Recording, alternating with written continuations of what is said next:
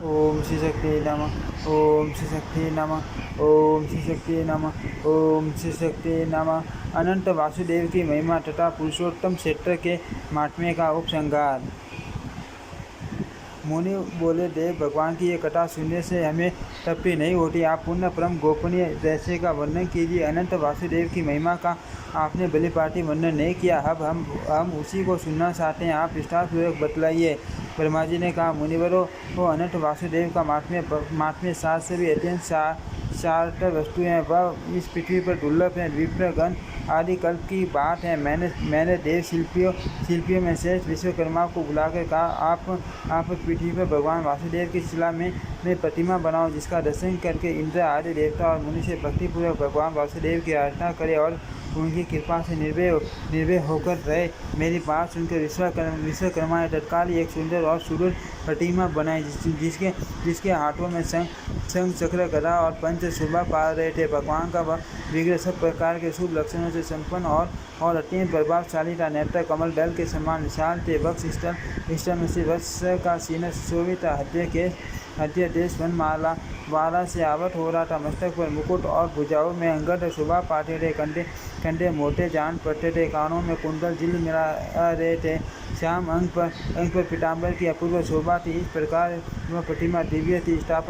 स्थापना का समय आने पर स्वयं मैंने ही गुड मंत्र द्वारा उसे स्थापित किया। उस समय देवराज इंद्र ऐरावत पर सवार और समस्त देवताओं के साथ मेरे लोक में आए। उन्होंने स्नान दान आदि के द्वारा भगवत प्राप्ति को प्रसन्न किया और उसे लेकर वे अपनी अमरावती पुरी में चले गए। वहाँ इंद्र भवन में उसे पधरा कर उन्होंने मन, वाणी और शरीर को संयम रखते हुए दीर्घ काल तक भगवान की आराधना की और उन्हीं के पश्चात से भक्त एवं नमुष्य आदि करुण राक्षसों तथा भयंकर दानवों का संहार करके तीनों लोगों का राज्य भोगा। द्वितीय युग चेता आने पर महापराक्रमी राक्षस राज रावण बड़ा प्रतापी हुआ। उसने 10,000 वर्षों तक निराहार और जितेंद्रिय रहकर अत्यंत कठोर व्रत का पालन करते हुए भारी तपस्या की, जो दूसरों के लिए अत्यंत दुष्कर थी। उस तपस्या से संतुष्ट होकर मैंने रावण को वरदान दिया, आपको संपूर्ण देवताओं, दैत्यों, नागों और राक्षसों में कोई भी नहीं मार सकेगा। साथ के भयंकर प्रहार से भी आपकी मृत्यु नहीं होगी। आप यमदूतों से भी अवध्य रहेंगे। ऐसा वर पाकर वह राक्षस संपूर्ण यक्षों और उनके राजा या ध्यानाध्यक्ष कुबेर को भी परास्त करके इंद्र को भी जीतने के लिए उद्यत हुआ। उसने देवताओं के साथ बड़ा भयंकर संग्राम किया। उसके पुत्र का नाम मेघनाद था। मेघनाद ने इंद्र को जीत लिया, अतः वह इंद्रजीत के नाम से प्रसिद्ध हुआ। तदनंतर बलवान रावण ने अमरावती पुरी में प्रवेश करके देवराज इंद्र के सुंदर भवन में भगवान वासुदेव की प्रतिमा देखी, जो अंजन के समान श्याम वन और समस्त शुभ लक्षणों से संपन्न थी। हे पंचपत्र के समान विशाल नेत्र, वन मालाओं से ढके हुए वक्ष स्थल में वत्स का सुंदर सीना, मस्तक पर मुकुट, भुजाओं में भुजबंद, हाथों में शंख चक्र और गदा और पंच, शरीर पर पीताम्बर, 4 भुजाएं तथा अंगों में समस्त आभूषण शोभा दे रहे थे। वह प्रतिमा समस्त मनोवांछित फलों को देने वाले थे। रावण ने यहाँ रखे हुए ढेर रत्नों को तो छोड़ दिया और उस सुंदर प्रतिमा को तुरंत ही पुष्पक विमान से लंका में भेज दिया। वहाँ रावण के छोटे भाई धर्मात्मा विभीषण नगराध्यक्ष थे। वे सदा भगवान नारायण के भजन में लगे रहते थे। देवराज की भूमि से आई हुई उस दिव्य प्रतिमा को देखकर उनके शरीर में रोमांच हो आया। उन्हें बड़ा विस्मय हुआ। विभीषण ने प्रसन्नचित्त से मस्तक झुकाकर भगवान को प्रणाम किया और कहा, आज मेरा जन्म सफल हो गया, आज मेरी तपस्या का फल मिल गया। यो कहकर धर्मात्मा विभीषण बारंबार भगवान को प्रणाम करके अपने बड़े भाई के पास गए और हाथ जोड़कर बोले, राजन, आप वह प्रतिमा लेकर मुझ पर कृपा कीजिए, मैं उसकी आराधना करके भव सागर से पार होना चाहता हूँ। भाई की बात सुनकर रावण ने कहा, वीर, आप प्रतिमा ले लो, मैं उसे लेकर क्या करूँगा? मैं तो ब्रह्मा जी की आराधना करके तीनों लोगों पर विजय पा रहा हूँ। विभीषण बड़े बुद्धिमान थे। उन्होंने वह कल्याण में प्रतिमा ले ली और उसके द्वारा 108 वर्षों तक भगवान विष्णु की आराधना की। इससे उन्होंने अनिमा आदि आठों सिद्धियों के साथ अजर अमर रहने का वरदान प्राप्त कर लिया। रावण बड़ा पापी और करुण राक्षस था। उसने देवता, गंधर्व, किन्नर, लोकपाल, मनुष्य, मुनि और सिद्धों को भी युद्ध में जीत कर उनकी स्त्रियों को हर लिया और लंका नगरी में लाकर लगा। फिर सीता के लिए मोहित होकर उसने उनको भी हर लाने का प्रयत्न किया। श्री राम के सम्मुख जाने में उसे भय उठा था, इसलिए मारिच को शुरू में मृग के रूप में भेजकर उसने आश्रम से दूर हटा दिया और सीता को अकेली पाकर हर लिया। इसका पता लगने पर लक्ष्मण सहित श्री राम को बड़ा क्रोध हुआ। उन्होंने रावण को मार डालने का निश्चय किया। इस कार्य में सुग्रीव सहायक हुए। सुग्रीव का बाली के साथ वैर था। श्री राम ने बाली को मारकर सुग्रीव को किष्किंधा का राज्य अभिषिक्त कर दिया और अंगद को युवराज बनाया। फिर हनुमान, नल, नील, जाम्बवान, पनस, गवय, गवाक्ष और पाटिल आदि असंख्य महाबली वानरों के साथ कमल नयन श्री राम ने लंका की यात्रा की। उन्होंने समुद्र में पर्वतों की बड़ी चट्टानें डालकर पुल बनाया और विशाल सेना के साथ समुद्र को पार किया। रावण ने राक्षसों को साथ लेकर भगवान श्री राम के साथ घोर संग्राम किया।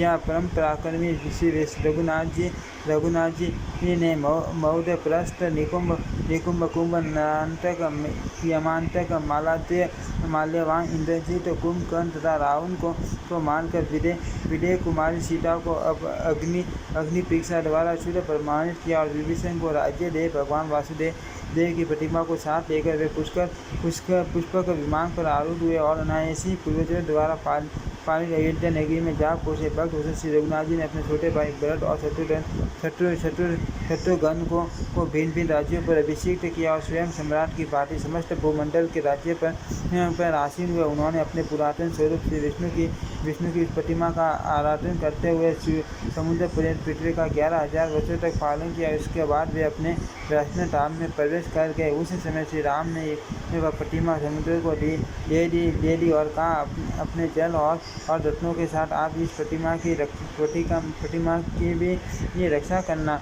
द्वार पर आने पर जब जगदीश्वर भगवान विष्णु पृथ्वी की प्रार्थना